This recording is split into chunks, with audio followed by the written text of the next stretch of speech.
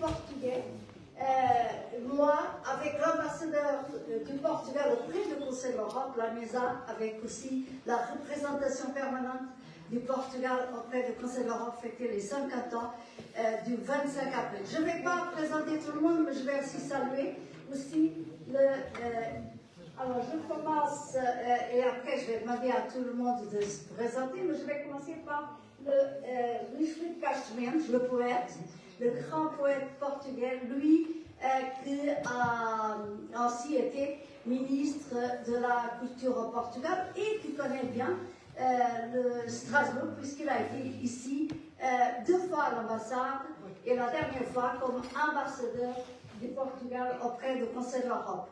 Il adore Strasbourg, il aime Strasbourg, et c'est un homme qui est très lié aussi au 25 avril, et vous allez voir comment il va parler de ça.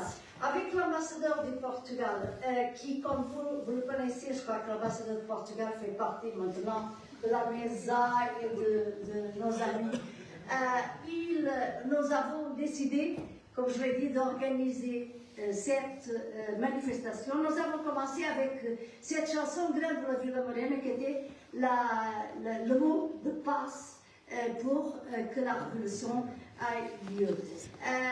Et je ne vais pas parler longtemps parce qu'il y a ici des députés portugais qui sont venus parce qu'ils vont encore retourner à l'hémicycle pour parler. Et je vais voir où est-ce qu'ils sont. Ils ont disparu. Isabel dos Santos, qui est Isabel Santos, pas dos Santos, Isabel Santos, qui est une députée portugaise, elle va parler, elle va rentrer à l'hémicycle parce qu'elle va encore participer dans un débat. Et après, je donnerai la parole à l'ambassadeur du Portugal, Gilbert, qui va un peu parler du 25 avril. Mais Isabel Santos, elle est connue au Portugal, cette députée qui s'occupe des relations internationales. Elle intervient très souvent sur 2 thèmes aujourd'hui de grande actualité, la guerre en Ukraine et la situation à Gaza. Et elle a voulu venir ici aussi pour nous parler. Je vous laisse la parole immédiatement. Pas longtemps, parce que c'est pour partir, et après je vais rejoindre. Je ne parle pas français. I'm going to speak in English, but I think everybody will understand me. My French is very poor. I will. Yes. My French is very poor, but what I can say, when the revolution happened, I had at that time 6 years. I was very young, but I still remember very well the passion in my family, because everybody was in the years before the revolution discussing about changing the regime. And I remember very well when my grandmother arrived at home and started saying, we have a revolution, we have a revolution. And everybody would wake up in that morning with the hope that came with the revolution. And after, I remember very well the 1st of May in the streets of Porto, that is a very beautiful city, and I invite you, all of you, to go to Porto and visit our city, was an amazing demonstration of hope. It was really a vibrant demonstration of hope. All along of my years, I lived many, many beautiful moments in my life around this idea of freedom, democracy, and development. But that 1st of May was really an amazing 1st of May in our streets. And I still have that memory. And it was the first moment that opened to us the door for the new Portugal, where I grown up, and that gave me the opportunity to be, not only the opportunity of being a Portuguese citizen, but also EU citizen and a citizen of the world. because we lived in a very closed country, and the new country that we have today, it's an amazing difference. Those that, as Maria-Manuel, as Isabel, and my colleagues that are here, all of them, they have different memories, but I'm sure that all of them have the memory of the change. And many times facing and speaking with people that are living under dictatorship and authoritarian regimes, what I say always is that the change is possible. The change can happen. If we were capable to do that, everybody is capable to do that. The change is in our hands. And that is the message of hope from 25th of April that I would like to express today. Guzmão is coming. He is going to speak. Yes. I'm going to give the floor to Guzmão in order to go to the plenary session. Merci beaucoup, Isabel, c'est du Parti Socialiste et José Guzmão, c'est du Bloc de Esquerda. José Guzmão, très rapidement, avant que. En français ou en anglais ou en portugais, mais français?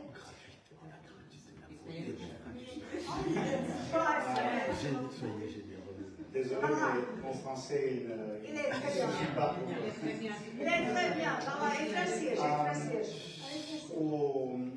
Well, myself and Isabel, we're going to have to leave because we're going to speak on the plenary session on the very same topic that we're discussing here.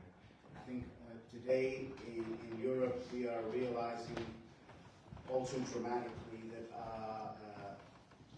the democratic regimes that we thought were untouchable and were irreversible victories are not. And we're starting to see some very concerning signals, not just in some eastern countries where things have really gotten out of control, but we see increasingly attacks on freedom of speech and freedom of association.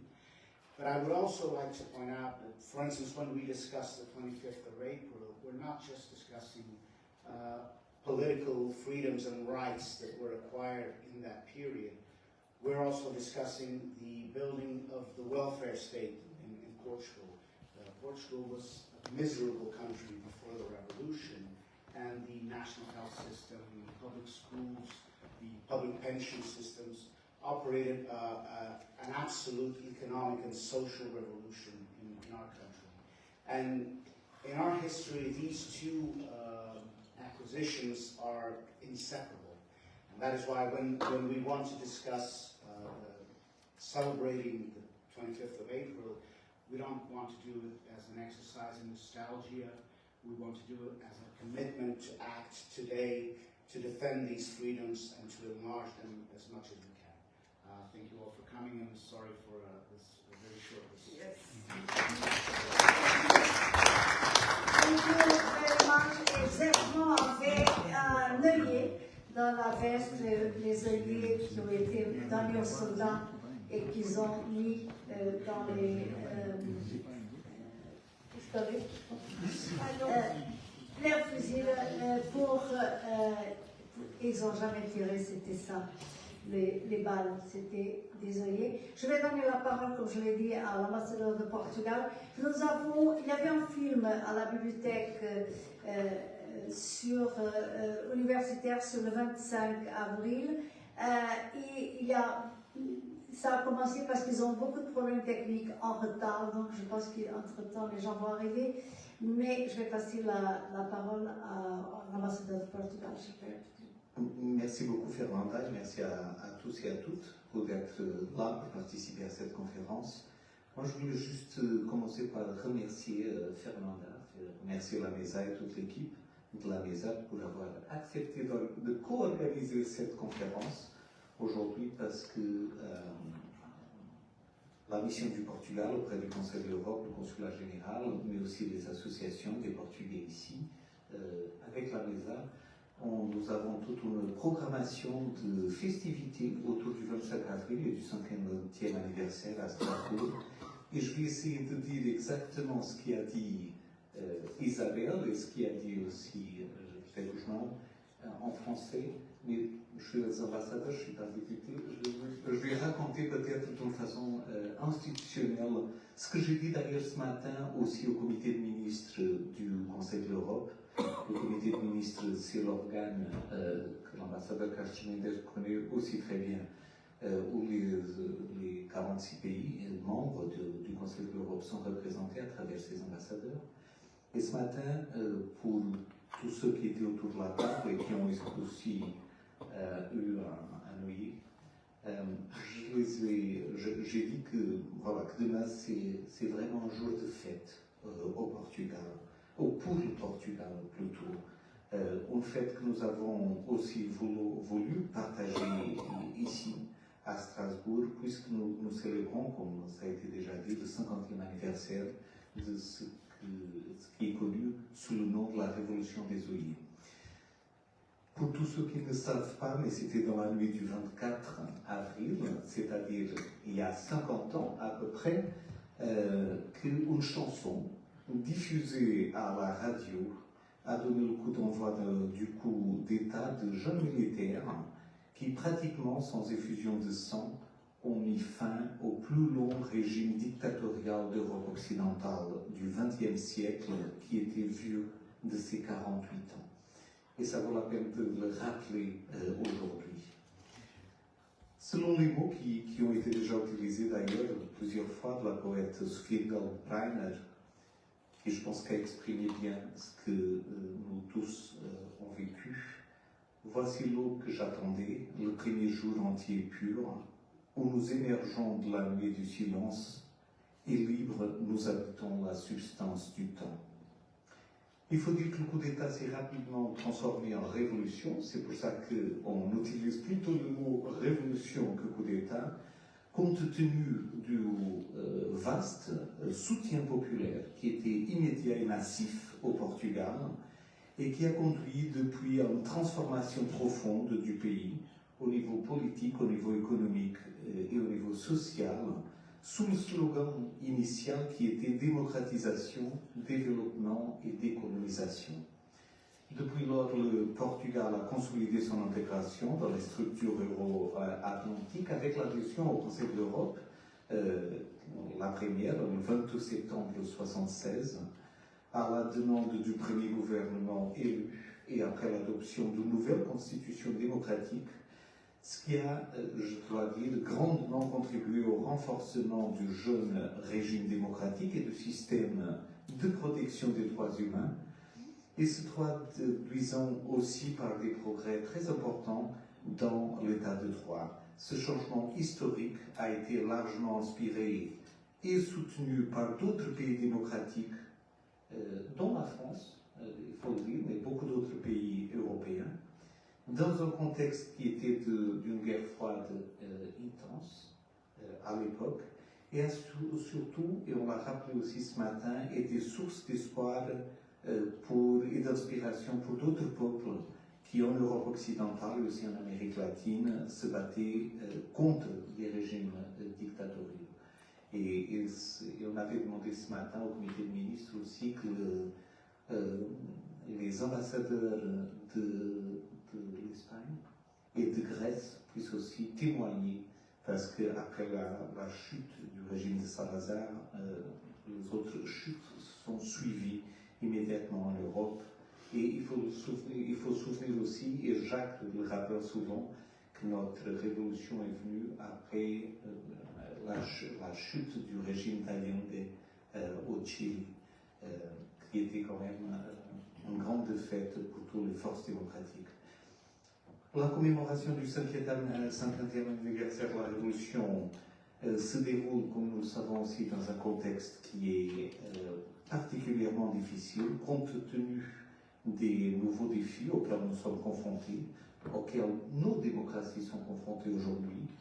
Et je pense que c'est donc un devoir de mémoire organiser ces célébrations et de faire passer le message, et notamment parmi les plus jeunes qui n'ont pas vécu ces événements de notre histoire contemporaine. Moi-même, j'avais 2 ans à l'époque, et j'étais en Angola, je suis né en Angola et j'étais en Angola à l'époque.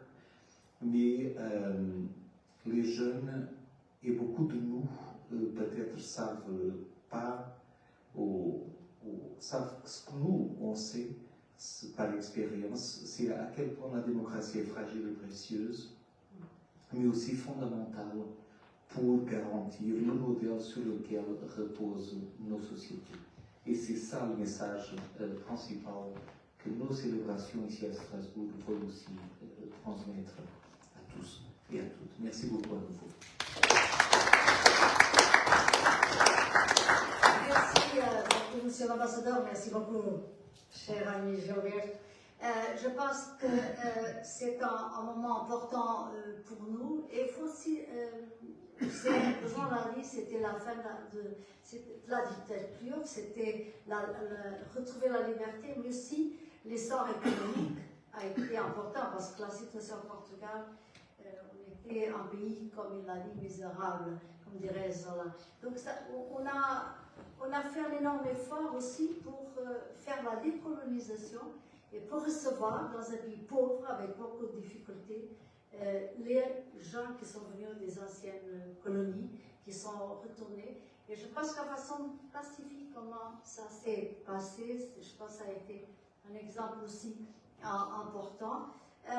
Même des forces d'extrême droite pour essayer de récupérer ces gens qui avaient tout perdu, n'ont pas eu aucun succès. Les gens sont partis dans les villages, sont allés chez les familles et n'ont jamais été une force contre la révolution. Et la révolution, c'était faite pour des jeunes capitaines, des jeunes qui quittaient l'université pour aller faire la guerre. Et ça aussi, c'était aussi des jeunes d'une certaine façon qui étaient politisés. Et c'est la première fois qu'on fait une révolution et qu'on donne le pouvoir au peuple sans le garder. Alors, je sais que Maria et Isabelle, vous avez, toutes les deux, vous devez partir, mais avant ça, je vais passer la parole à Luís Castro Mendes parce que lui, il se souvient bien du 25 avril de 1974. Je pense que tu as été mêlé un peu à ça, Luís. Oui, je crois que je suis, à cause de mon âge, je suis peut-être celui qui a vraiment témoigné et eu une expérience directe de la situation. Bon, quelle était ma situation en 1974? J'avais fini mon cours de droit. Je n'avais pas tellement le droit, je dois vous dire. J'ai fait toutes les matières qui étaient politiques, constitutionnelles, finances, même les finances publiques, même le droit administratif, ça m'a enthousiasmé. Mais le droit privé, pour moi, c'était vraiment, je ne veux pas être avocat. Qu'est-ce que je vais faire? Je ne pouvais pas entrer à la carrière diplomatique parce que j'avais une fiche, j'avais une formation politique négative. J'étais militant quand j'étais à l'université. J'étais militant dans les mouvements associatifs contre le régime, contre le gouvernement, inspiré par plusieurs partis, le Parti communiste d'une part et le parti d'extrême gauche qui sont surgis à ce moment-là. Donc je venais d'une ambiance idéologiquement très chargée, d'une option clairement contre le régime et contre la guerre. Et après mon cours de droit, qu'est-ce qui m'attendait? Je pouvais pas entrer à la carrière diplomatique, c'était un peu mon rêve, mais c'était fermé. Les carrières juridiques ne m'intéressaient pas beaucoup, et surtout, je devrais partir faire la guerre, je devrais partir au service militaire. C'était 4 ans, 2 ans d'entraînement et 2 ans à la guerre en Afrique. Et les gens qui étaient d'un certain côté, qui étaient réputés de gauche, disons, souvent étaient sacrifiés, allaient faire ils seraient envoyés au fond. Je ne sais pas ce qui me serait arrivé, parce que l'histoire a tourné complètement.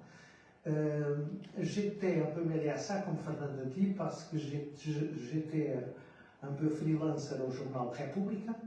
Je travaillais avec Carlos Albino, avec Alverguer, avec Raul Rego.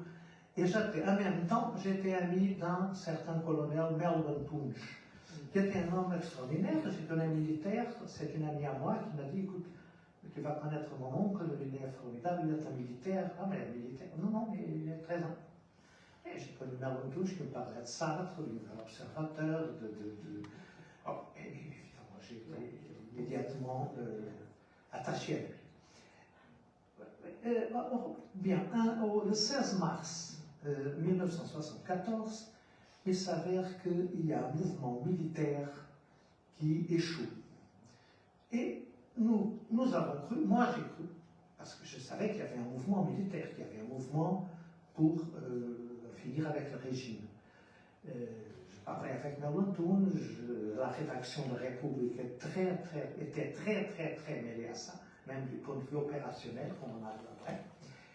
Et je me rendais compte qu'il y avait un mouvement. Mais quand, le 16 mars, ce mouvement a échoué, a été défait, les militaires ont été arrêtés, et en même temps, ils ont envoyé Melvin Punch et Vasco Lourenço, les deux qui ont été un des grands leaders de l'opération, aux Açores. À ce moment-là, j'ai pensé, bon, c'est fini, rien ne va arriver. Et il y avait un Volgaire qui me disait, non, écoute, tu as tort, quelque chose va arriver. Et elle est arrivée. Elle est arrivée le 25 avril, on s'est réveillé avec la radio qui disait, on va finir avec ce régime oppressif, on va lutter pour la démocratie. Et bon, on était très surpris. On avait eu le livre du général Spinola, le livre qui était une proposition de réforme de la politique d'outre-mer du gouvernement, et que le gouvernement n'a pas voulu entendre parler. Et c'était complètement, je pense qu'il serait, s'il le pouvait, il serait encore en guerre coloniale. Ce ne serait pas possible, évidemment, quand on dit avec. Et si 25 avril n'était pas arrivé, bon, je crois qu'il serait arrivé des choses beaucoup plus terribles, parce qu'il était évidemment possible de gagner cette guerre, parce que les militaires se sont rendus compte que la guerre serait perdue et que ce serait à eux, les boucs émissaires, de la perte économique, comme ils ont été pour la question de Goa. Quand les Indiens ont occupé Goa, les militaires portugais sont rendus avec un raisonnement très réaliste que si nous résistons, il y a une lutte entre Portugais et Indiens, jamais nous les Goa, parce que les gens de Goa sont spéciaux, il y a une forte liaison au Portugal, et alors les Goa ont dit il ne faut pas résister. D'ailleurs, Salazar avait prévu il n'y aura que des soldats morts ou victorieux. Comme il ne pourrait pas être victorieux, il est évident que Salazar souhaitait un massacre pour aller aux Nations Unies dénoncer ça. Bon, ça c'était la situation d'un jeune qui a devant lui la guerre ou l'exil, et la situation d'un pays qui est engouffré dans une guerre sans sortie. Et c'est ça qui a provoqué en première ligne le 25 avril. Et après on s'est rendu compte qu'il était impossible, que le peuple était tellement heureux de voir finir cette dictature grise et disons cléricale, que vraiment la joie du peuple a fait commencer cette révolution que le coup d'État s'est transformé. Voilà, je dirais que je pourrais parler aussi de la décolonisation, mais je pense que j'ai déjà pris assez de temps. Et on reviendra encore avec toi. Merci beaucoup, Luís qui a parlé de Carlos Albino, qui est le mari de l'écrivain qui était là lundi, qui a participé à l'idée Georges et qui participe aussi à ce coup d'État. Je vais passer maintenant la parole à Marie-Ménard Layton-Marx. Elle est là, c'est une universitaire, elle a été ministre, une ministre très connue parce qu'elle a fait une réforme qui s'appelle Simplex. Et une des choses que nous avons héritées du fascisme au Portugal, c'était la bureaucratie. Et je crois que ça reste encore des réminiscences, malgré le fait que tu as voulu beaucoup finir avec ça. Et je vais donner tout de suite la parole. Merci Fernanda, je vais essayer de parler en français et merci d'être ici pour faire la fête avec nous. Pour nous c'est très important.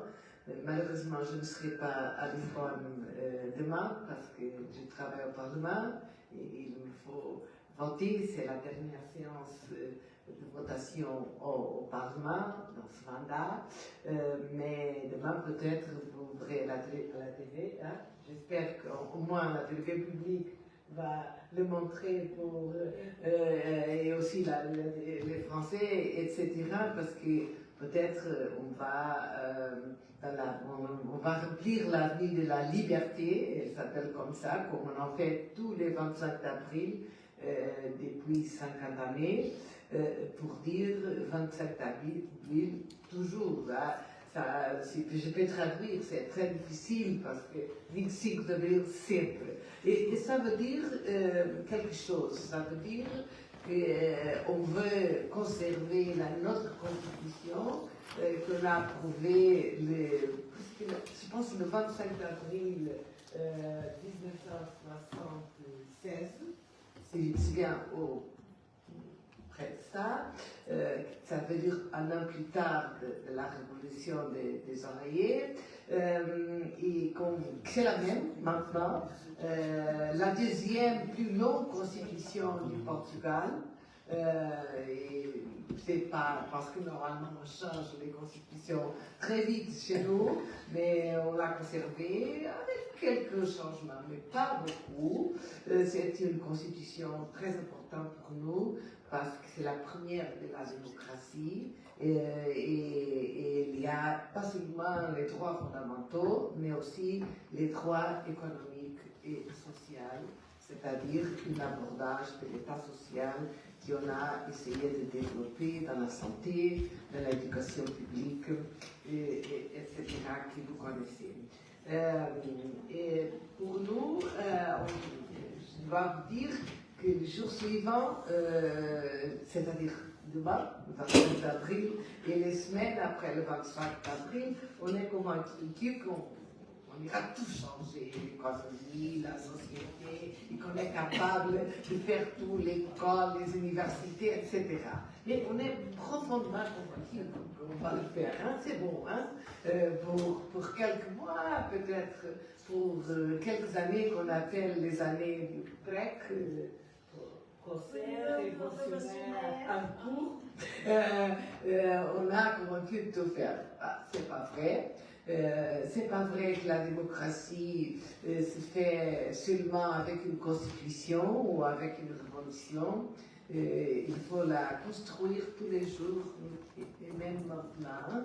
Il faut la conserver, il faut la changer, il faut être ami de la démocratie tous les jours. Il faut faire des choses différentes.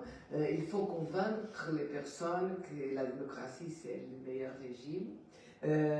Parce que même maintenant, et vous le savez très bien, c'est pourquoi il faut faire le 25 avril toujours, aujourd'hui et demain. Et je vais terminer simplement en remerciant tous les Français qui ont accueilli les réfugiés portugais, et spécialement le fondateur du Parti socialiste, qui a été après notre Premier ministre et après notre Président de la République, Mário Soares. Merci beaucoup.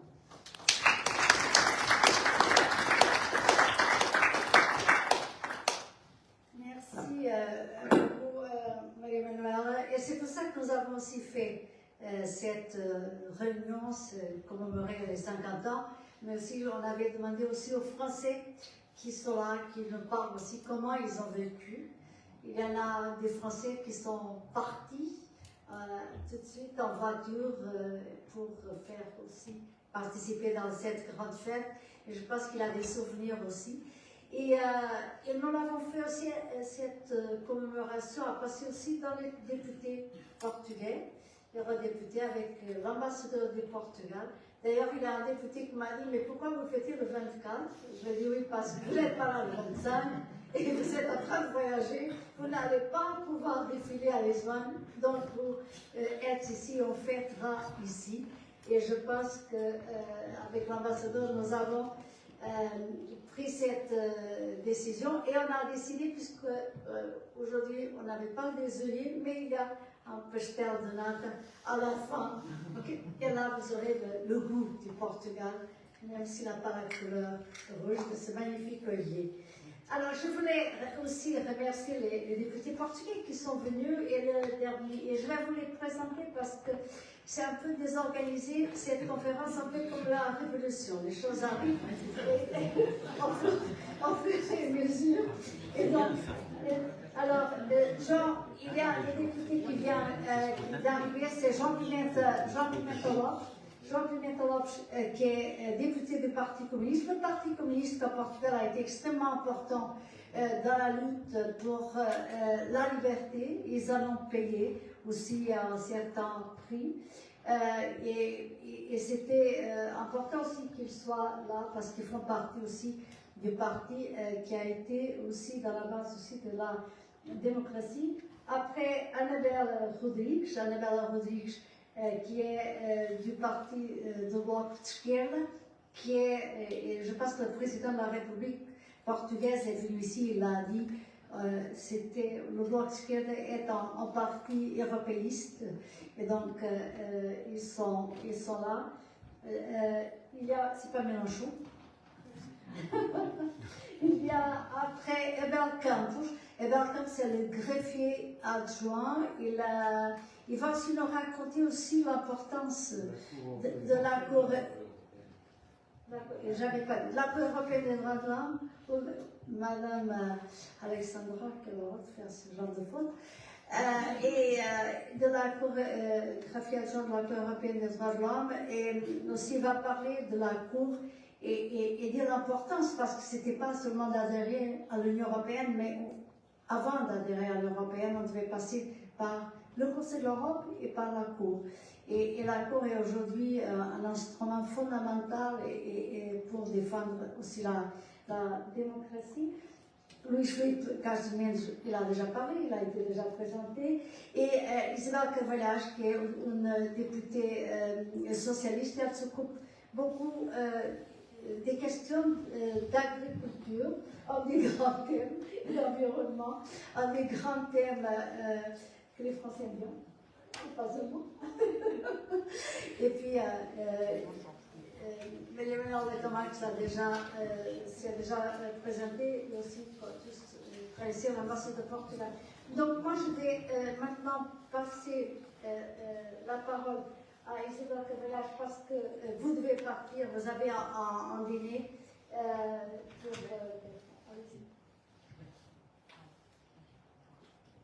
Merci, j'essaierai de parler en français, ce n'est pas très bon, mais c'est incroyable.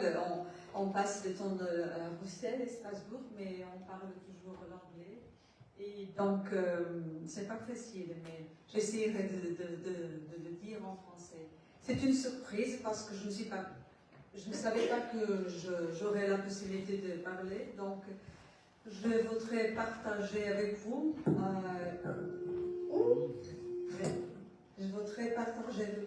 une vision, une interprétation personnelle. Pour moi, le 25 avril, il y a un avant et un après. Oui, mais pas de problème. L'avant, c'est la mémoire, et l'après, c'est la conscience. L'avant, oui, c'est... Ouais. Mais je crois qu'on est bien.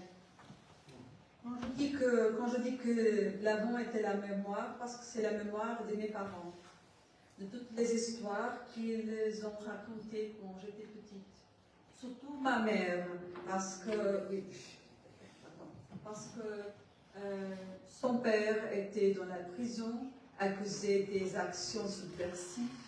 Il était dans la prison pendant 5 années. Et ça a signifié pour ma mère et pour son frère l'impossibilité d'étudier. Parce que, évidemment, pour éviter Ouais, là, pas de problème. Mais je crois que. Ah oui. La face aussi. La face aussi. Ok. Ok, d'accord. Oui, c'est ça. Donc, comme je disais, pour eux, pour ma mère et ses frères, était l'impossibilité d'étudier parce que, évidemment, avec le père dans la prison, et pour éviter qu'il aurait 10 ans dans la prison, c'est-à-dire pour faire seulement 5 années dans la prison, il devait payer. Donc la famille a fait tous les biens, toutes les propriétés étaient complètement pris par l'État. Et évidemment, c'était une famille qui était impossibilité de faire quelque chose pour l'éducation. Donc, vous pouvez imaginer qu'est-ce que ça signifie pour une petite fille de 8 ans, l'impossibilité d'aller à l'école et voir sa mère tous les mois, une fois par mois, les larmes dans les yeux de mon grand-mère, de ma grand-mère, et l'impossibilité de dire, même que si ma mère disait je veux retourner à l'école, j'aime tellement l'école, et sa mère disait non, mais c'est pas possible. Donc c'est la mémoire de la prison, c'est la mémoire de l'injustice, c'est la mémoire de la pauvreté, et c'est la mémoire c'est la mémoire de rachever la possibilité des rêves. Ça, c'est la mémoire. Et après, quand je dis l'après, pour moi, l'après, c'est la conscience, parce que, évidemment, j'ai des images et des souvenirs. Surtout, la première fois, c'est en 1968. 78, oui, 78. J'étais s'entraîner et pour moi, c'est un souvenir de voir la fête dans les rues de ma cité. Et ma mère et mon père m'ont expliqué que c'était le 25 avril, c'était une date très importante. Mais évidemment, ma conscience n'était pas là. Ma conscience a vécu, a commencé quand j'étais à l'école, surtout quand j'étais à l'université. Parce que pour moi, le 25 avril était la possibilité, toutes les possibilités des rêves que ma mère, qui ont été refusées à ma mère. L'école publique, pour moi, c'est très important. Pour moi, le 25 avril signifie la possibilité d'école publique. Je suis la première personne dans ma famille qui avait la possibilité d'aller à l'université, de faire un doctorat à l'Angleterre, de faire un parcours normal, parce que je suis professeur universitaire au Portugal, de faire toute une vie, qu'on peut dire, il n'y a pas de rien de très exceptionnel, mais c'est la possibilité d'accomplir des rêves. Et donc, pour moi, quand j'ai gagné la conscience de ça, j'ai créé un attachement émotionnel au 25 avril ça est supérieur, qui est supérieur à tout ce que je peux lire dans les livres. Évidemment, je pouvais vous parler que l'entrée dans l'adhésion à l'Union européenne était le moment, on peut dire, le corollaire de tout le processus de démocratisation du Portugal. Je peux parler de tout qui est dans les livres que j'ai lus, mais évidemment, pour moi, l'attachement émotionnel, ça devient de ma histoire de vie et de l'histoire de vie de ma mère et de mon père et de ses parents, de leurs parents. Donc, et je crois que ma vie, c'est égal à des autres histoires de personnes de ma génération. Je suis 51, donc c'est presque c'est l'âge de Vincent Carré. Donc voilà, je crois qu'il a beaucoup de femmes qu'aujourd'hui, on des vies professionnelles très intéressantes et tout ça, grâce aux 25 avril, parce que nous avions l'école publique, nous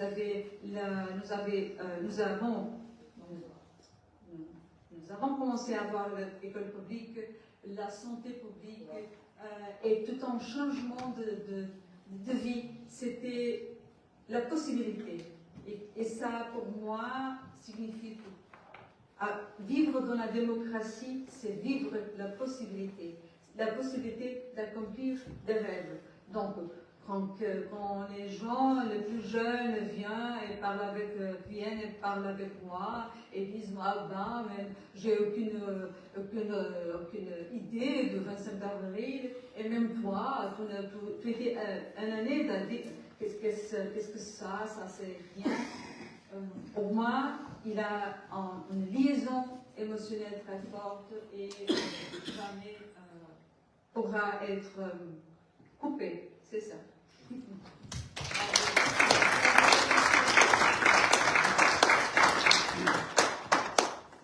Isabelle, vous êtes née à Angola.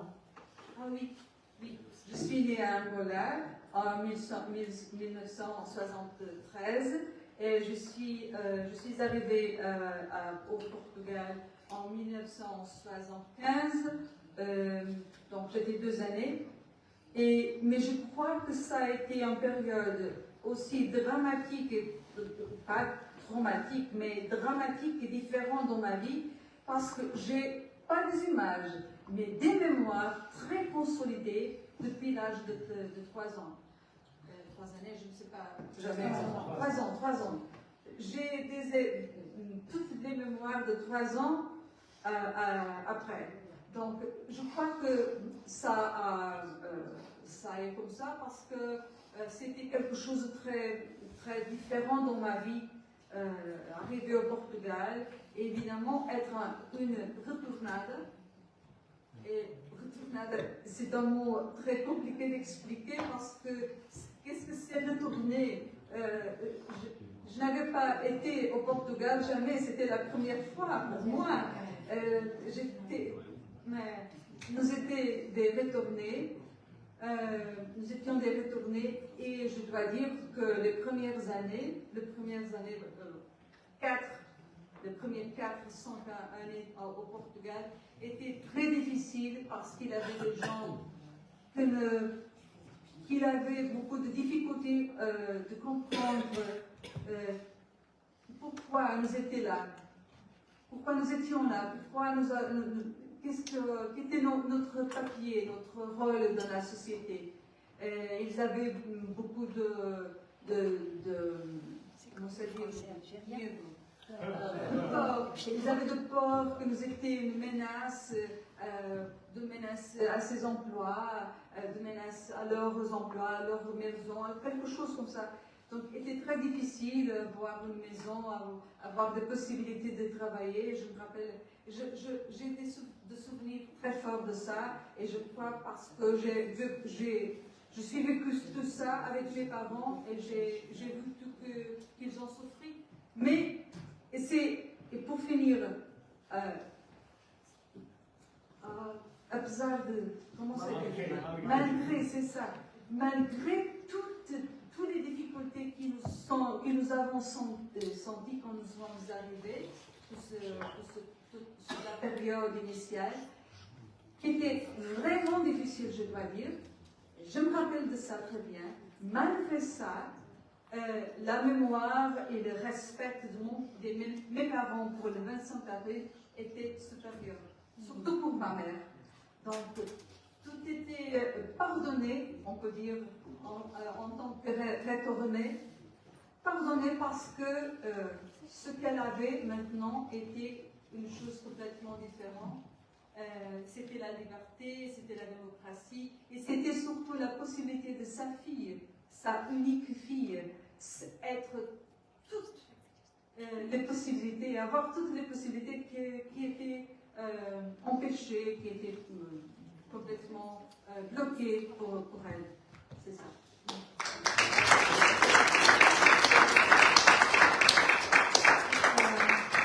Magnifique et très émouvant témoignage, surtout que ça a été une période difficile. Il y a très peu de littérature sur cette époque. Ça commence maintenant, c'est récent, ça n'a pas été écrit.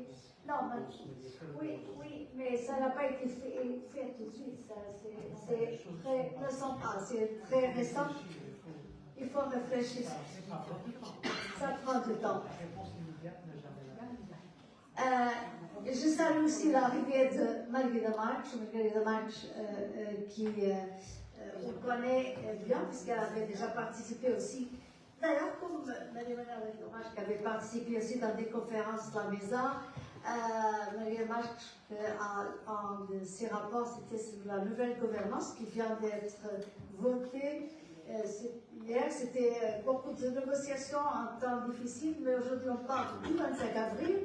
Et quels sont les souvenirs? Mais avant, je passe la parole parce que vous allez rester, et il y a d'autres députés qui doivent repartir, à Annabelle Rubin, notre plus jeune députée, qui, un peu pour savoir pas quels sont vos souvenirs. Annabelle, mais qu'est-ce qu'on vous a transmis? Quels sont les souvenirs que vous avez été transmis? Je suis très jeune, mais pas très jeune. Hein. Je suis de l'année de la Constitution, donc de 76. 76.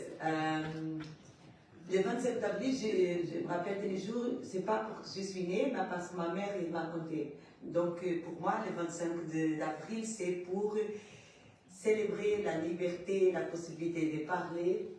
Et aussi, c'est la choix d'être femme, d'être la capacité d'aller à l'école, d'apprendre avec tout le monde. Et aussi, il y a, vous savez bien que je ne suis pas la même, je ne suis pas née en Afrique, mais mes parents sont nés en Afrique. Ils sont venus à Portugal en 1991, non, 1970, 70. Donc, ils ont vécu le 25 d'avril au Portugal. Elle était bien comme des colonisés portugaises, mais elle est devenue après d'un autre pays qui est Cap-Vert, qui était né avec le 25 avril. Donc aussi, c'est une des décisions du 25 avril, les décolonisations.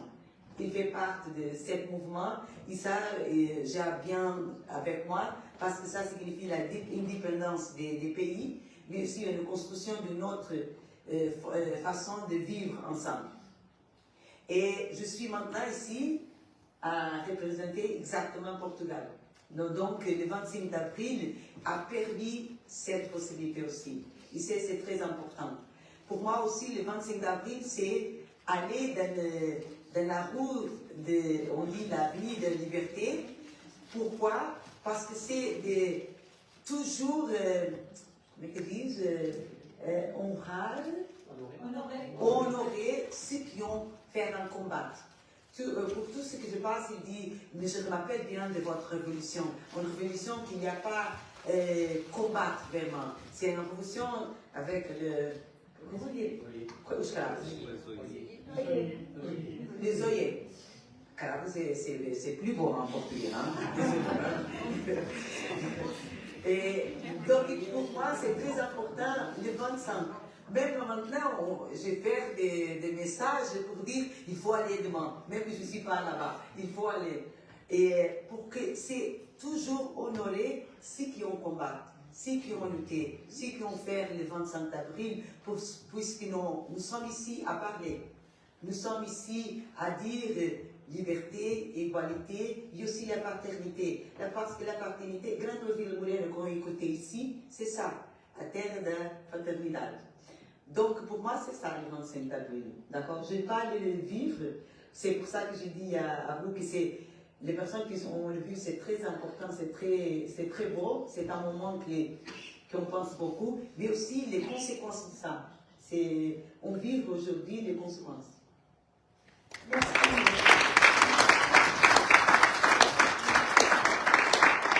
Merci beaucoup. Annabelle Rodrigues et je passe la parole à votre voisin, João Pimenta Lopes, qui vient avec un œillet à la lettre. Toujours. Et je veux aussi saluer la consul du Portugal qui vient d'arriver et qui avec un bouquet d'œillets du 25 avril. Et qui Merci. J'ai ramené quelques personnes du film avec moi et nous sommes ici avec les œillets. Très bien. Bon.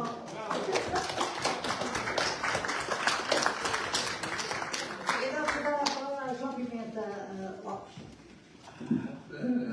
Je parle pas français, mais je vais essayer de dire quelques mots sur le sujet. C'est vrai, Fernanda, que le Parti communiste portugais a été un des plus intervenants dans la période de la dictature fasciste. Nous sommes dans la clandestinité, nous sommes les seules forces politiques dans la clandestinité pour toute la période de 48 années qu'a duré la dictature fasciste au Portugal. C'est la plus grande dictature fasciste en Europe. Et il y a un prix à payer, c'est vrai. La torture, la clandestinité, bien sûr, la torture, la mort aussi, mais toujours avec une intervention pour mobiliser le peuple dans la lutte antifasciste et pour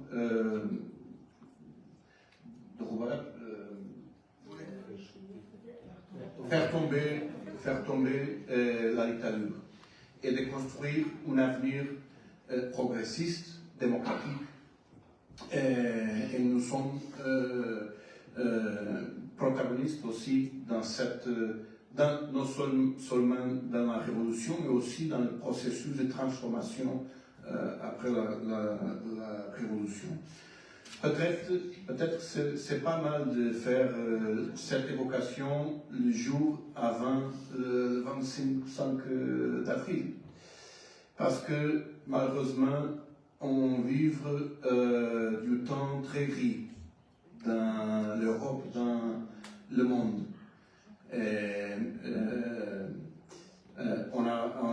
On peut voir beaucoup de pays de régression des droits sociaux, des droits laboraux, des droits des femmes. Et on a le spectre du fascisme une fois dans l'Europe, nous avons la guerre. Et je dis que peut-être c'est pas mal de faire cette évocation ce jour-là parce que c'est aussi l'opportunité de faire la mémoire que c'est possible quand les gens se mobilisent de faire des grandes transformations et que c'est possible de vaincre cet jour très riche qu'on vit une nouvelle fois. Je termine, avril, la révolution, pour nous c'est une révolution qui n'est pas complète. Il y a beaucoup d'opportunités qui sont ouvertes pour le peuple portugais. Quelques sont fermées, quelques on peut voir des régressions, mais l'esprit de l'avril c'est toujours là, dans la Constitution, mais dans la mémoire aussi du peuple. Et ça c'est très important. Et ça c'est pourquoi on dit que cette révolution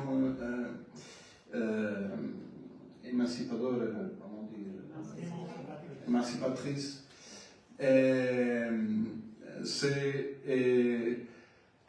c'est toujours la mémoire que c'est possible de construire l'égalité, les droits sociaux, les droits à la santé, à l'éducation, au sport, à la culture. C'est le droit à développement des pays autour de son propre nécessité. Avril, c'est le fin de la guerre, c'est la paix. Et on dit pour tout ça, et pour cette mémoire qu'il faut mettre une nouvelle fois sur la table, qu'avril, c'est sûrement plus d'avenir. Merci.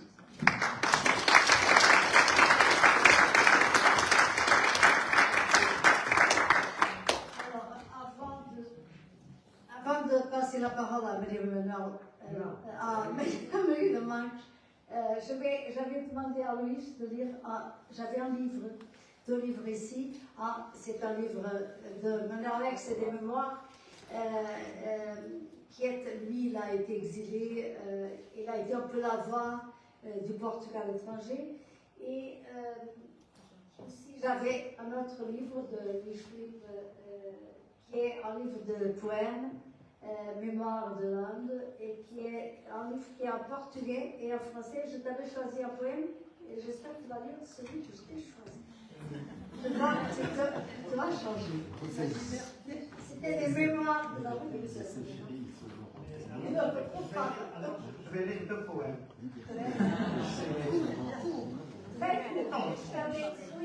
Moi, en français, mémoire personnelle, parce que l'avantage c'est que ce livre a été traduit en français. Enfin, je fais un peu de propagande. Mémoire personnelle, la Révolution. Quand dans la rue passaient les filles suaves, la Révolution. L'action cyclopéenne, le devoir communiste, inscrit dans le devenir. Ces concepts étaient durs comme la pierre des poèmes de Sophie outre-Rhin. Marx, lu par les grandes écoles de Paris, concept de rigueur impitoyable. Oh là là, il est connecté. Et la petite ouvrière Saint-Hélier de Zoïle, rencontrée dans une assemblée d'étudiants et de travailleurs, qui a rougi d'un coup en me disant au revoir. En avant, camarade, en avant. Les affiches collées sur les murs dans la nuit policière de Lisbonne, les poèmes médiocres que nous chantions et la police qui chargeait jusqu'en les écoles pour que je t'entraîne par la main dans la rue. Et le poème que Fernand a choisi. Mon petit pays, nous ne savions pas, nous ne croyions pas que tu puisses changer. Croire à la révolution, c'est demander l'impossible. Et nous pensions que comme nos parents, nous allions passer le reste de notre vie à demander l'impossible. Ou bien ici, dans cette patrie brutale, mère pauvre d'un peuple pauvre, nous servons de la profession libérale tolérée pour jouer au chat et à la souris avec la police, ou bien en exil pour fuir la guerre. Nous n'avons jamais compris le possible. C'est ça.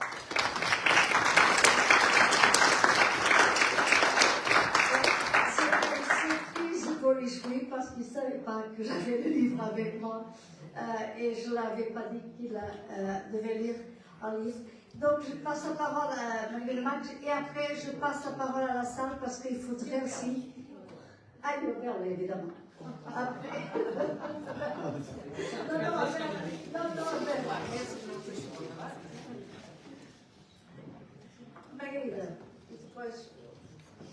Ok, merci beaucoup. D'abord, mes excuses d'arriver si tard, mais je devais intervenir en plénière du Parlement européen. Et immédiatement après, j'ai quitté la salle et je suis là, mais mes excuses d'être pas là au début. Donc, ce débat, c'est très intéressant, ce partage de témoins. Et surtout, je voulais féliciter les organisateurs de cet événement. Parce que nous avons un peu beaucoup d'événements, mais je trouve qu'il y a beaucoup de bouquins publiés sur le 25 avril et surtout maintenant, il y a les derniers mois, beaucoup de livres ont été publiés. D'ailleurs, je serai après-demain, je serai à Paris parce que Le Monde le journal Le Monde va présenter le livre d'un Portugais qui était le correspondant du Le Monde au Portugal immédiatement après le 25 avril. Il y avait plusieurs correspondants de Le Monde au Portugal, mais celui c'est un Portugais et Le Monde, ils ont fait publier un livre avec du facsimile, des articles qu'il avait publiés. Sergio, voilà. Et après, il y a un résumé, un day by day de tout ce qui s'est passé, parce que c'était des chroniques, des articles quotidiens. Et donc, on a day by day des événements. Et pour moi, ça a été un plaisir de lire ce livre parce que j'ai eu l'opportunité de revivre le day by day que j'ai eu un certain cadre. Donc, hier, à la réunion du groupe socialiste au Parlement européen, on a fait passer une vidéo avec le 25 avril, le jour même, et les jours après. Et pour moi, c'était impressionnant parce que j'étais là. Je n'étais pas dans une vidéo, mais j'étais là dans les rues. J'étais dans les rues. Et je peux un peu raconter aujourd'hui, j'ai eu un rendez-vous. Il y a un journaliste polonais qui m'a demandé de partager avec eux mon analyse du 25 avril. Si on était les deux ensemble, moi et João, je suis sûre qu'on n'était pas d'accord, mais quand même, on aurait des points communs. Et une journaliste espagnole qui voulait les trois ensemble, on voulait un peu discuter la révolution au Portugal, la transition démocratique en Espagne et l'évolution en Pologne. Il y a été un débat très intéressant. Ce que je peux partager maintenant, donc j'avais 20 ans, 54, j'étais un peu plus âgée qu'Isabelle ou João, ou Annabelle, mais ce qui était pour moi le jour même, c'était l'anniversaire de ma maman. Et moi et ma sœur, on était les deux à Lisbonne, à l'UNIF, à l'université, et normalement il était accordé avec mes parents qu'ils allaient à Lisbonne passer la journée avec nous. Et il était 7 h du matin, ma maman nous appelle en disant on ne peut pas aller à Lisbonne parce qu'on ne peut pas rentrer, il y a une révolution.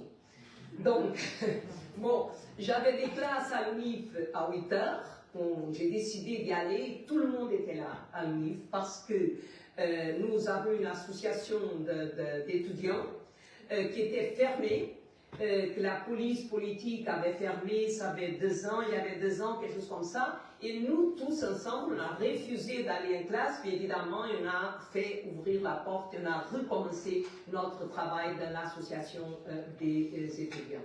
Et évidemment, les jours d'après, ça a été dans la rue.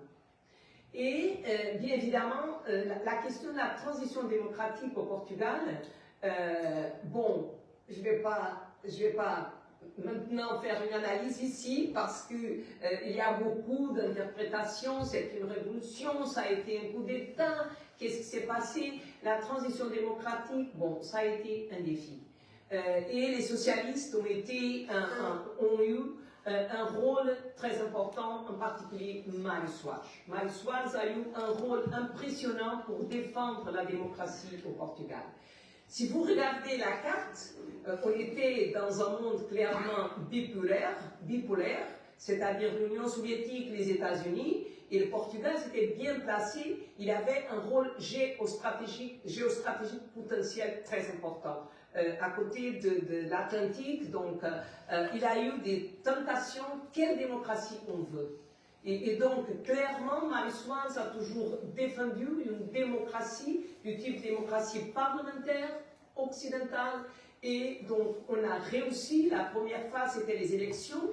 La deuxième phase, c'était la Constitution, l'adoption de la Constitution, et la décision après de la demande d'intégration du Portugal dans l'Union européenne. Grâce à l'Europe était essentielle pour Mário Soares. Voilà, c'était en 1976, je me rappelle que j'étais là à la grande conférence, si on peut traduire l'Europe avec nous, Europe Conosco, on avait sur place tous les leaders de la social-démocratie et du socialisme européen. Et ça a été très décisif pour l'expression que Mário Soares a utilisée à l'époque, c'était qu'il y avait 2 arguments pour demander l'adhésion à l'Union européenne, et un des 2 arguments, c'était justement consolider la démocratie au Portugal. Et je pense que c'est très important. J'ai un podcast qui s'appelle Isso Falássemos d'Europe. Ici, on parlait de l'Europe. D'ailleurs, monsieur l'ambassadeur a déjà eu l'opportunité et monsieur le poète, Louis Philippe aussi, il a participé. C'est d'ailleurs un des premiers qui a participé à mon podcast, Fernanda aussi. Donc, où on discute, ici on parlait de l'Europe. Et justement, chaque année, le 25 avril, je fais toujours un sur la thématique, le 25 avril, processus démocratisation, intégration européenne. Le premier, c'était justement sur un militaire qui maintenant a déjà 90 ans et qui a partagé avec nous, Pesera Correia, et qui a partagé avec nous l'expérience qu'il a vécue. Donc, c'est ça qu'on a vécu pour le 25 avril et que je peux partager avec vous. Merci beaucoup. Alors, je passe la parole à Abel Campos de la Cour européenne des droits de l'homme, l'accord qui est extrêmement important, surtout en ce moment, pour défendre la démocratie dans notre pays. Et je me souviens, jeune journaliste arrivé à Strasbourg, la première affaire, c'était à M.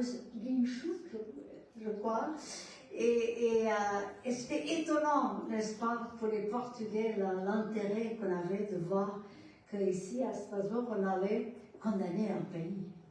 Ça, c'était quelque chose. Merci, je promets que je vais vous parler de la Cour des droits de l'homme, mais je vais y arriver par un chemin peut-être un peu plus tortueux, mais je vais être vite. Alors, mon exemple commence en 1981. En 1980, il y a une espèce de mouvance musicale culturelle qui c'est le rock portugais. Il y avait un groupe de rock qui s'appelait GNR, qui partageait les initiales avec une vénérable institution d'autorité, la Garde nationale républicaine, mais le groupe s'appelait le groupe du Nouveau Rock. Et en 1981, ce groupe avait une musique qui s'appelait « Je veux voir Portugal dans la CE ». La CE, c'était la communauté économique européenne, n'est-ce pas? Donc, qui a donné après lui à l'Union européenne. Et à un moment donné, dans cette chanson, les GNR chantaient « Avec l'Europe, on va avoir tout ce qu'on souhaite, tout ce qu'on désire. On va avoir une guitare Fender, pour ceux qui connaissent, c'est une très bonne guitare. Et on va avoir un amplificateur pour les voix. On va avoir tout ce qu'on souhaite. » Et je parle de ça pourquoi? Parce que c'est révélateur d'une époque. C'est révélateur des aspirations qu'on avait. C'est révélateur de ce que l'Europe représentait pour nous en tant qu'objectif. Qui a été déjà mentionné ici par plusieurs personnes. D'aspirer à une vie meilleure et d'aspirer à quelque chose, à une prospérité qui était représentée par l'Union européenne. Et pourtant, en 1980, quand les GNR chantaient qu'ils voulaient aller dans l'Europe, Portugal était déjà dans une autre Europe. Il était dans l'Europe du Conseil de l'Europe. Il était dans l'Europe qui n'était pas forcément économique, mais était dans l'Europe des droits de l'homme, de la démocratie, de l'état de droit. Il était dans une Europe qui est finalement une communauté de valeurs. Et pourquoi Portugal était dans cette Europe? Parce qu'en 1976, Portugal était au Conseil de l'Europe, le ministre des Affaires étrangères était Miguel Ferreira, je pense. Après justement l'adoption de la Constitution démocratique de 1976, c'est uniquement après l'adoption de la Constitution par l'Assemblée constituante qui est la Constitution démocratique de 1976 est adoptée. Et en 1978, en novembre 1978, le Portugal ratifie la Convention européenne des droits de l'homme, accepte la juridiction de la Cour européenne des droits de l'homme et permet et reconnaît aux citoyens portugais, ce qui était déjà reconnu aux citoyens des autres pays de l'Europe, du Conseil de l'Europe, la possibilité de se plaindre et de faire des recours individuels devant une juridiction internationale, qui est la Cour européenne des droits de l'homme. Chose qui paraissait vraiment impensable quelques années avant. Donc ici, avec la Révolution, avec l'adoption de la Constitution, c'est dans cette Europe que le Portugal est déjà à partir de 1976 et 1978. Et c'est l'Europe qui a permis à l'affaire que toi tu mentionnais, Fernand, l'affaire Guinch de 1984, c'est la première affaire, le premier arrêt de la Cour européenne contre le Portugal. Et M. Guinch était un jeune électricien un ouvrier, qui a eu un accident de circulation et qui se plaignait que les tribunaux portugais ont pris longtemps pour décider son affaire. On a évolué un petit peu, mais peut-être pas tant que ça. Peut-être pas tant que ça. Donc, tout ça pour dire finalement, et je vais être bref parce que je sais qu'il faut maintenant arriver à la fin. Ok, je vais. Ce que les GNR chantaient en 1981, le souhait, le désir, la prospérité et de sortir de la pauvreté, en fait, ce que les GNR ont peut-être oublié, c'est que le simple fait qu'ils puissent chanter cette chanson, c'est le résultat de la révolution, c'est le résultat de l'appartenance à cette Europe de la démocratie, des droits de l'homme et de l'état de droit.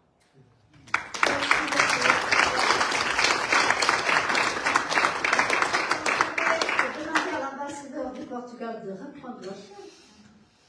Et je donne la parole à la salle. Est-ce qu'il y a des questions? Je vais demander à mes fantastiques stagiaires qui nous ont beaucoup aidé à préparer cette conférence. Et je vais aussi... Voilà, merci beaucoup. Est-ce qu'il y a des questions? Est-ce que des commentaires? Le Portugal, à l'heure actuelle, il y a encore des colonisations? L'Angola, Mozambique, tout ça c'est fini. Bon, là, regarde, peut-être, mais pas des amis. Non, il y a immédiatement après, on a fait la décolonisation. Il y a fait la guerre un peu partout, mais peut-être pour l'ambassadeur. Il y avait la guerre, et ça c'était aussi une des raisons pour lesquelles aussi on a fait la révolution. La décolonisation, et c'est pour ça qu'Isabelle a raconté, je vais lui passer la parole, elle a raconté un peu sa famille qui est venue là-bas. Pas de ça. Ce que je voudrais dire, c'est que nous sommes encore en train de penser le post-colonial. C'est-à-dire, c'est encore un peu difficile faire la rencontre avec notre passé. Il y a encore ce que nous appelons le lusotropicalisme, qui était une idéologie de l'État nouveau, une idéologie créée curieusement au Brésil par Gilberto Freire, était tellement forte que même encore aujourd'hui, il y a cette notion que les Portugais ne sont capables de faire la mixage plus facilement que tous les autres. Ils nous étaient des colonisateurs plus sympas. C'est-à-dire, il y a encore un peu cette idée, et évidemment, il y a des mouvements de jeunes, d'autres personnes qui pensent qu'on doit vraiment penser, étudier et avoir la conscience de tout ce que nous avons fait. Mais ce n'est pas facile. Donc le post-colonial, ça c'est encore un challenge, un défi. C'est encore un défi, même en termes de sociologie. Je viens de sociologie de migration, pas de l'agriculture. C'est mon métier maintenant. Donc ça est encore en train d'être résolu. Et on va parler sur ça, évidemment, c'est un processus. C'est comme la résolution, toujours un processus. Pour l'Algérie, c'est pareil. Avant de donner la parole à Louis-Philippe, je voulais aussi demander à la consul de Portugal de rejoindre ici sur la table. Avec les œillets, évidemment. Bon, la question coloniale, effectivement, est très, très, très importante. Pourquoi on l'a un peu refoulé? Parce que justement, c'est les militaires qui faisaient la guerre coloniale qui ont renversé le régime et qui ont fait la révolution. Parce qu'ils ont compris que cette guerre était une guerre cruelle, inhumaine et qui ne menait à rien. Mais de ce fait même, elle a été un peu refoulée, la question. Aujourd'hui, après 50 ans, il est évident que les questions reviennent. Le massacre de Viriamo, il y en a eu beaucoup. Il y a eu beaucoup de massacres. toute guerre a ses massacres, toute guerre a ses violences, toute guerre a sa cruauté. Donc aujourd'hui, on voit les choses d'une autre façon. C'est une nouvelle génération qui arrive et qui met en cause, disons, une certaine inertie dans la reconnaissance, disons, des fautes qui ont été faites. Notre président, d'ailleurs, hier, a fait une déclaration là-dessus en disant qu'il fallait que les peuples colonialistes, que ceux qui ont colonisé, devraient prendre conscience de sa responsabilité. Plus que demander des excuses, il faut plutôt que les peuples qui ont fait la colonisation se rendent compte de la... Et donc, voilà, et nous avons pris du temps. Même la question des gens qui sont venus d'Afrique et qui, bon, ont dû revenir au Portugal sans viande, c'est un peu les pieds noirs, l'histoire des pieds noirs en France, mais c'est un peu différent parce que l'intégration des gens des retournables, ça a été un succès. Ils ont d'ailleurs beaucoup aidé à développer le pays parce qu'ils avaient beaucoup d'esprit d'entreprise et ils avaient beaucoup aidé même notre tissu économique. Et donc c'est une histoire heureusement différente de l'histoire du Noir, comme l'histoire de la relation du Portugal avec les colonies est très différente de la relation de la France avec l'Algérie. Merci beaucoup, Luis. Est-ce qu'il y a des questions dans la salle? Écoutez, c'est en Jack Lille. Merci à tout le monde qui est intervenu ce soir parce que ça a été extrêmement intéressant et extrêmement émouvant également. Je ne voulais pas faire poser une question. Je voulais tout simplement faire 2 ou 3 remarques qui me sont passées par l'esprit en écoutant les uns et les autres qui sont revenus, qui ont parlé ce soir. Alors, la première chose, c'est de faire une remarque sur cette révolution.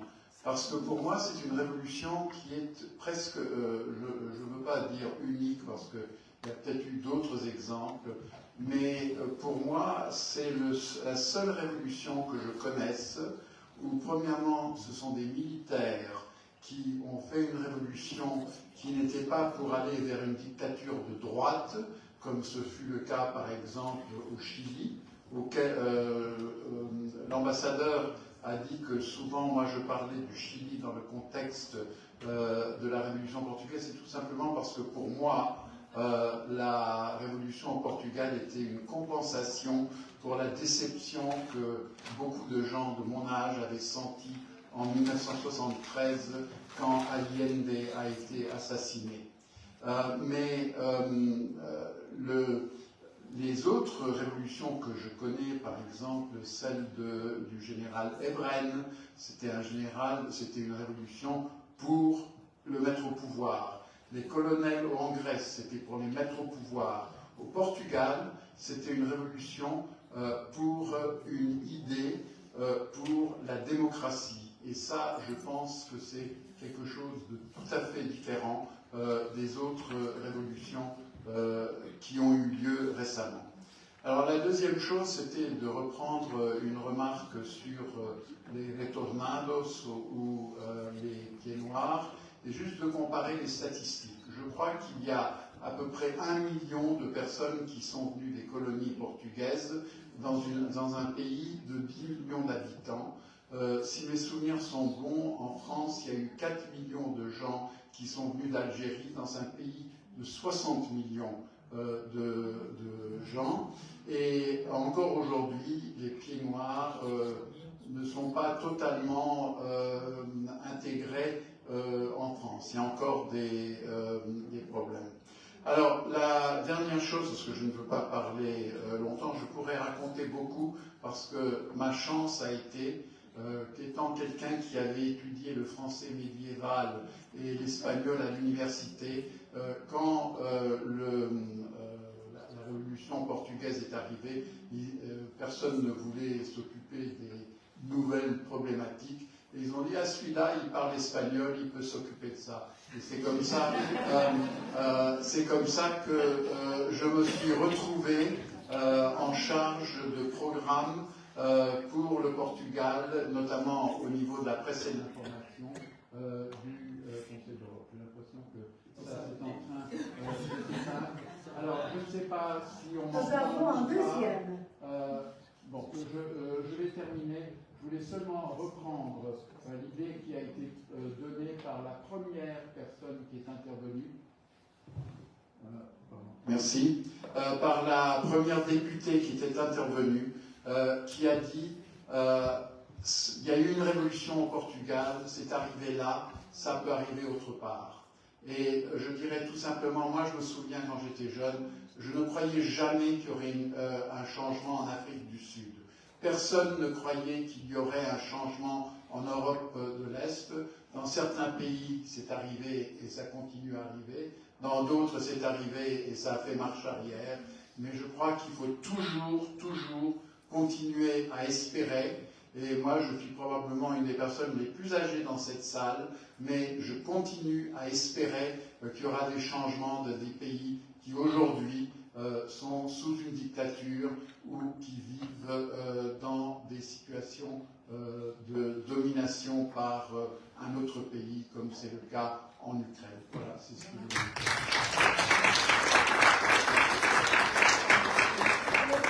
Merci, Jack. Maintenant, est-ce que le micro fonctionne? Est-ce qu'il y a quelqu'un qui voudrait encore ajouter quelque chose dans l'assistance? Est-ce que quelqu'un aimerait raconter comment, Jean-Pierre, comment tu as appris le 25 avril?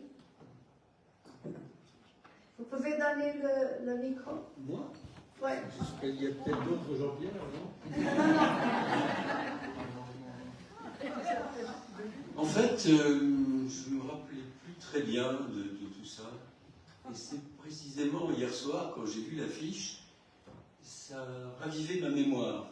Et je crois que la première chose à vous dire, c'est merci pour nous avoir rappelé ce succès, rappelé ce moment qui fut intense. J'étais à Paris et j'étais dans un DES d'études politiques de défense. Mon professeur était un colonel de parachutistes. Il s'appelait Pierre Dabezy.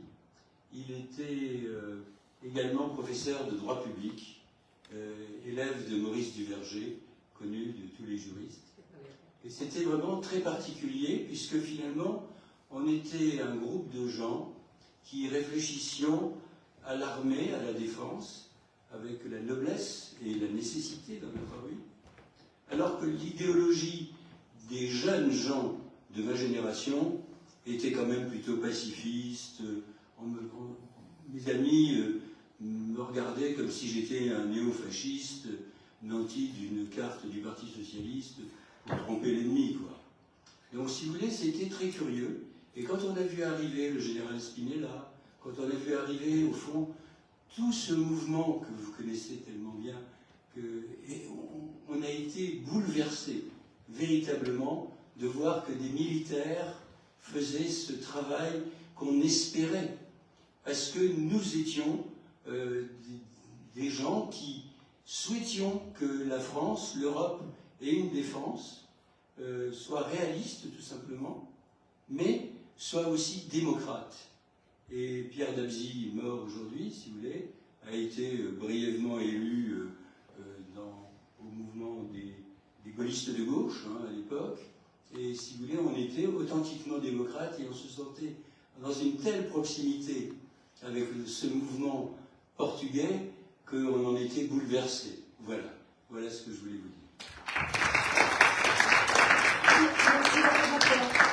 Je vois au fond de la salle notre amie polonaise qui vient toujours à nos réunions, très assidue. Et je voulais lui demander comment, en Pologne, on a appris qu'il y avait une révolution au Portugal.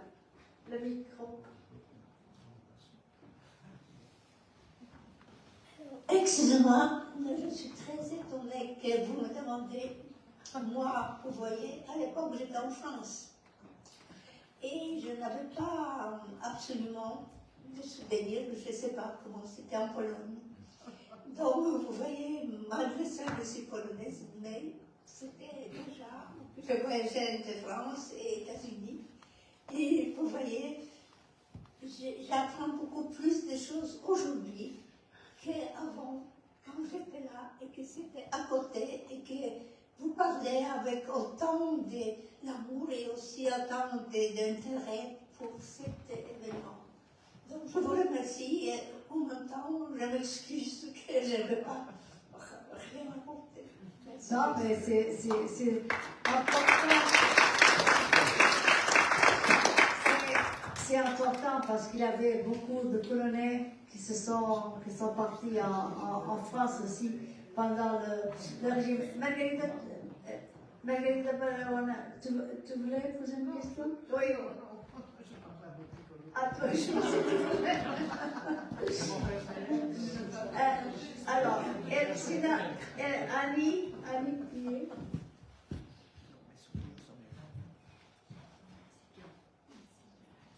Je voulais juste faire une remarque, mais le souvenir que j'en ai, en fait, j'étais admirative devant ce pays qui avait trouvé le moyen intelligent de faire une révolution dans des conditions vraiment terribles, sans violence. Et c'est un mot qui m'est cher dans ce film.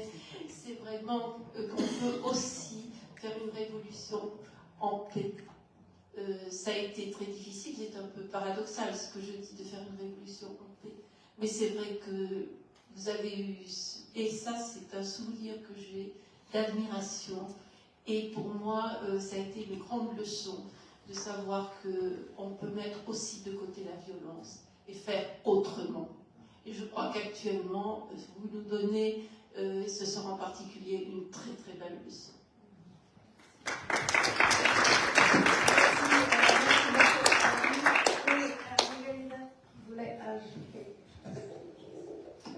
Donc j'avais demandé la parole pour dire autre chose, mais ce que vous venez de dire, pour moi, c'est impressionnant, parce qu'il y a un photographe qui a fait beaucoup de photos du 25 avril, et il vient de faire publier un livre qui est très très bien, et j'ai feuilleté le livre, et tout d'un coup, je me suis dit, les images, les photos sont très fortes, ma réaction immédiatement, c'était impossible aujourd'hui.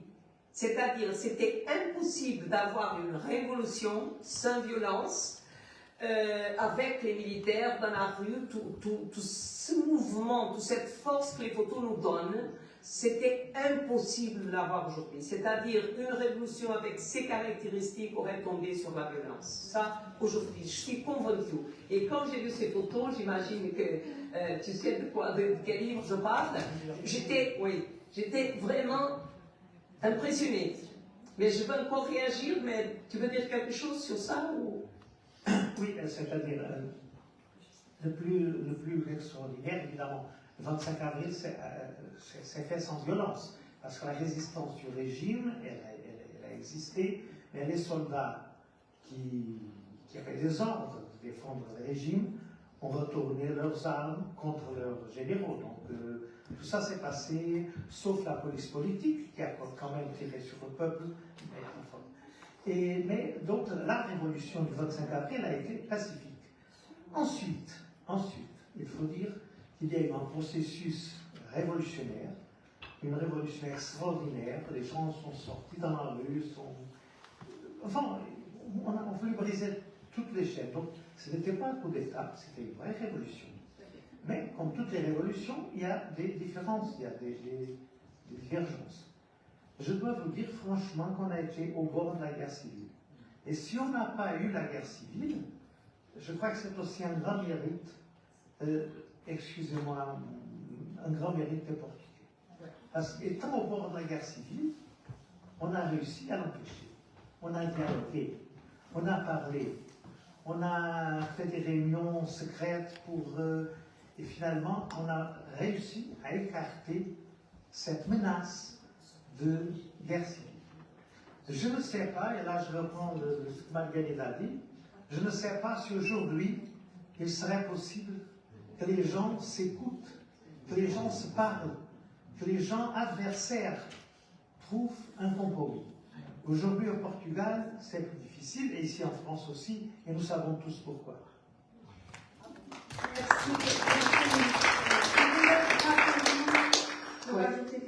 Je voulais terminer justement, je voulais dire ce que je voulais dire avant, parce que, et ça c'est à propos de ce que vous venez de dire, parce que le Portugal, tout le monde était intéressé d'aller au Portugal, d'aller voir ce qui se passe au Portugal, ce qui se passait au Portugal.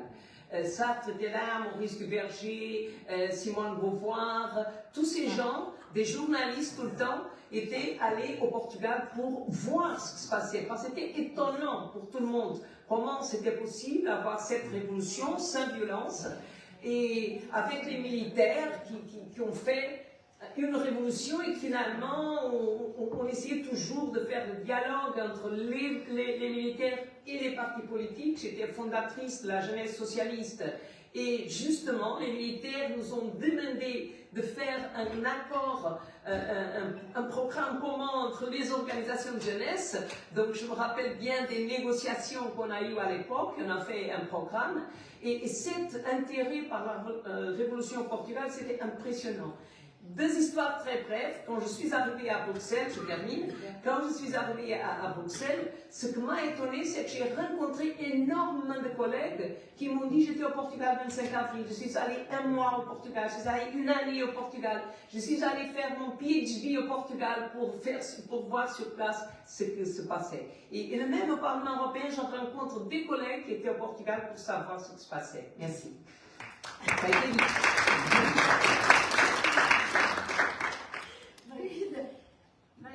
À la viteuse dans le programme de ma barre comme modérateur.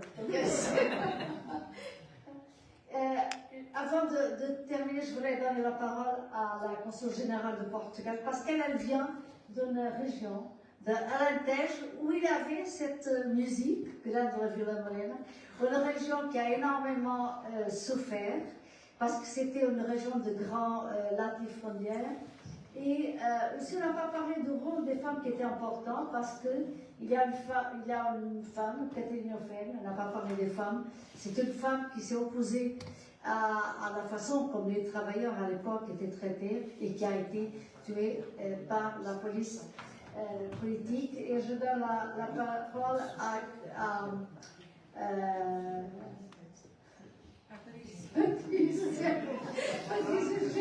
Patricia que je parle, et je regarde que plein de reliés. Merci. C'est vrai, ma famille est originaire de l'Alentejo, et c'est vrai que le Portugal est un pays géographiquement en dimension pas très grand. Je n'aime pas dire que le Portugal est un petit pays parce qu'il n'est pas.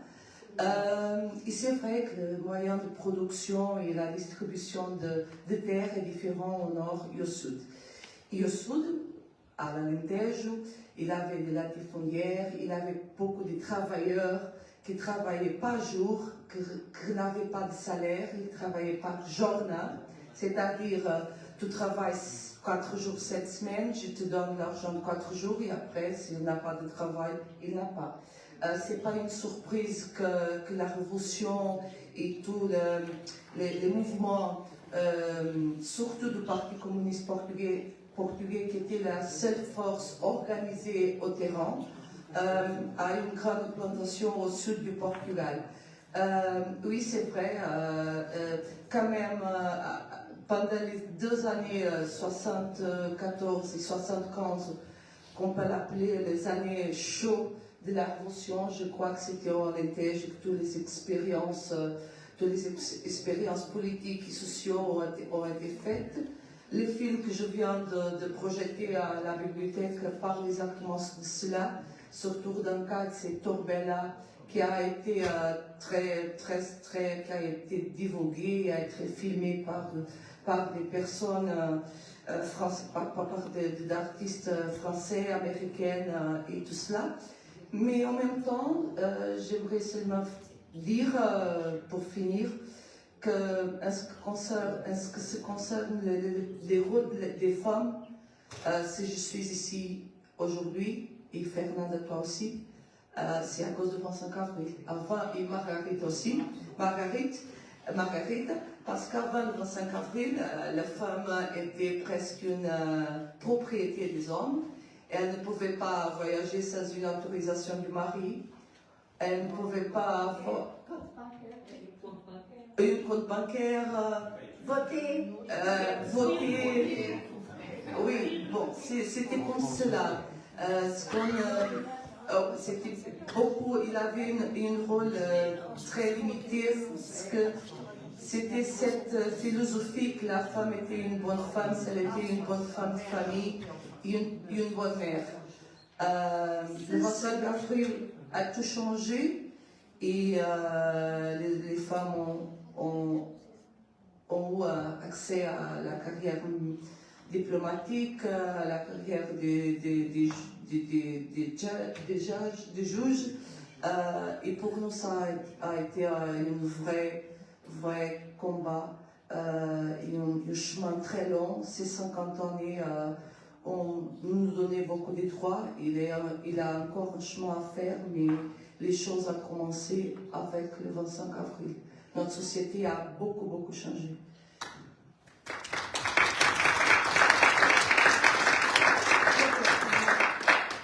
Última palavra para o embaixador de Portugal.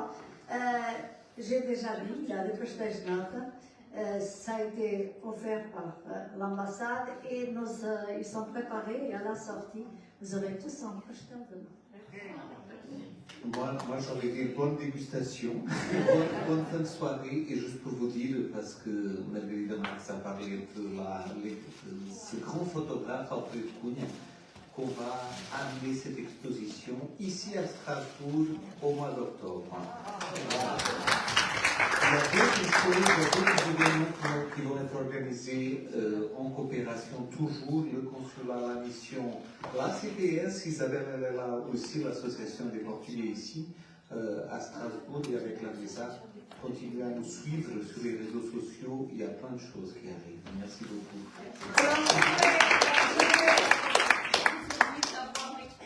Et après dire si j'ai pas raison. Avant de terminer, je voulais remercier les RH qui nous accueillent toujours pour nos conférences. Je voulais aussi remercier les stagiaires de la MESA qui ont énormément travaillé, Mirecha, Tiziano qui n'a pas pu venir parce qu'il travaillait, et Célia qui est là. Je les remercie énormément. Je remercie aussi les anciennes stagiaires parce qu'elles viennent souvent à nos conférences, et il y en a quelques-unes qui sont là. Je voudrais beaucoup aussi remercier Annette, Jean-Claude, Jack le bureau qui aide toujours à préparer les conférences. Je voudrais évidemment remercier, je l'ai déjà dit, les députés portugais qui sont venus en force, et parce que quelques-uns sont déjà rentrés au Portugal pour défiler demain dans les rues de Lisbonne, l'avenue de la Liberdade. Je voulais remercier aussi fortement l'ambassadeur du Portugal à Strasbourg. Nous avons beaucoup de chance de l'avoir. Il est toujours là pour participer dans nos manifestations. Il fait partie de la MESA, il fait partie de Strasbourg, il fait partie de nous, et je voulais le remercier. Je voulais aussi remercier Patricia, et remercier très spécialement parce que Patricia va partir. Elle va aller à Bruxelles, à la représentation permanente du Portugal auprès de l'Union européenne. C'est une ambassade extrêmement importante. Elle a été la première femme consul générale à Strasbourg, du Portugal.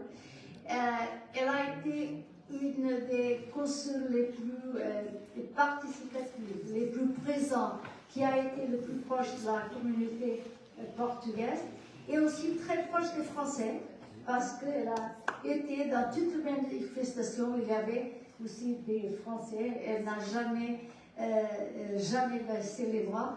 Et évidemment que je voulais remercier aussi Luís Pastemens, notre poète, et sa femme, Margarida Barahona. Ils sont passés beaucoup de temps à Strasbourg et reviennent toujours. Ils sont des Alsaciens. De cœur. Et nós, a Bel Campos, onde no radio fonctionnaire de Portugal au Conseil de l'Europe, il est la deuxième personne à la cour. Il aime la musique et le rock, ben, ça c'est... Il chante très bien, la prochaine fois il va chanter. Et puis je voulais... Vous êtes prévenu, c'est pas la peine de venir. Et donc il a pas longtemps, il a dû gérer cette affaire climatique qui a été un peu parlée un peu partout, de ces jeunes et de ces grands-mères qui se sont plaints. Et aussi, évidemment, je voulais remercier les membres de la maison. Et parce que sans eux, la maison n'existait pas. Et merci beaucoup.